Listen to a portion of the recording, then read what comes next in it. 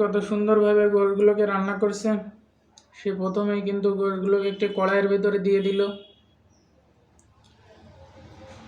দেখতে পাচ্ছেন সে গোশগুলোকে সুন্দরভাবে কড়াইয়ের ভেতরে দিয়ে দিল, সাথে কিন্তু সবজিও দিয়ে দিল,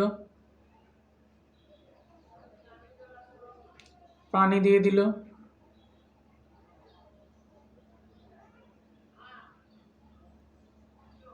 এবং দেখতে পাচ্ছেন অন্যান্য মশলাগুলোকে কিন্তু সে গোশতের ভিতরে কিন্তু দিয়ে দিল। অন্যান্য মশলাগুলো গোশতের ভিতরে দেওয়ার পরই কিন্তু সে তেল এবং সস দিয়ে দিল।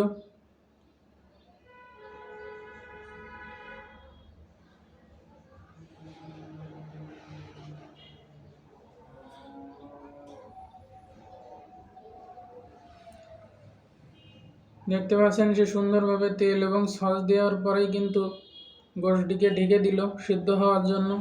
গোশটি কিন্তু সুন্দরভাবে সিদ্ধ হয়ে গিয়েছে।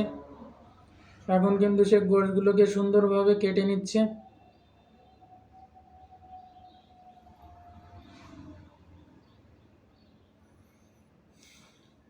সে গোশগুলোকে কিন্তু সুন্দরভাবে আলাদা একটি পাত্রে তুলে রাখলো এবং গোশগুলোকে কিন্তু সুন্দরভাবে হাড়গুলোকে গোশ থেকে ছাড়িয়ে নিচ্ছে।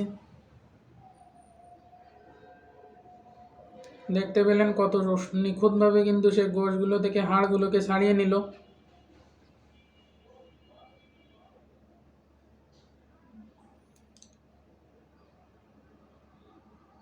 সে কিন্তু অত্যন্ত নিখুঁতভাবে গোশগুলো থেকে হাড়গুলোকে ছাড়িয়ে নিল এবং এখন কিন্তু সে গোশগুলোকে সুন্দরভাবে পিস পিস আকারে কেটে নিচ্ছে। দেখতে পাচ্ছেন কত সুন্দর নিখুঁত তার অসাধারণ কাটার স্টাইল। সে কিন্তু খুবই কৌশলের সঙ্গে গোশগুলোকে কেটে নিচ্ছে এবং আলাদা একটি পাত্রে কিন্তু গোশগুলোকে তুলে রাখছে। সে কিন্তু আলাদা একটি পাত্রে কিন্তু গোশগুলোকে তুলে রাখছে এবং সুন্দরভাবে পিস পিস আকারে কিন্তু গোশগুলোকে কেটে নিল।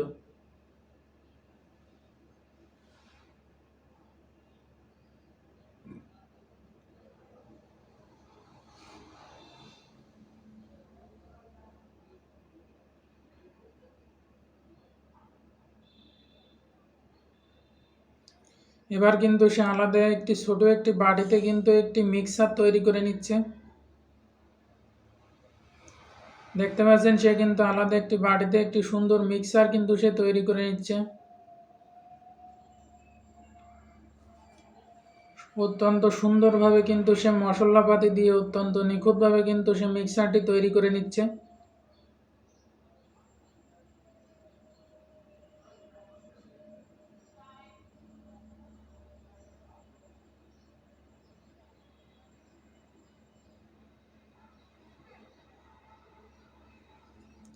ভিডিওটি ভালো লাগলে অবশ্যই চ্যানেলটিকে সাবস্ক্রাইব করে দিবেন। এমন নতুন নতুন রান্নার ভিডিও দেখতে চাইলে অবশ্যই চ্যানেলটিকে সাবস্ক্রাইব করে দিয়ে সাথেই থাকবেন। আশা করি ভিডিওটি আপনাদের ভালো লেগেছে। ভিডিওটি ভালো লাগলে অবশ্যই চ্যানেলটিকে সাবস্ক্রাইব করে দিবেন। এমন নতুন নতুন রান্নার ভিডিও দেখতে চাইলে এবং আজকের ভিডিওটি আপনাদের কেমন লেগেছে সেটি অবশ্যই কমেন্ট বক্সে কমেন্ট করে জানাবেন।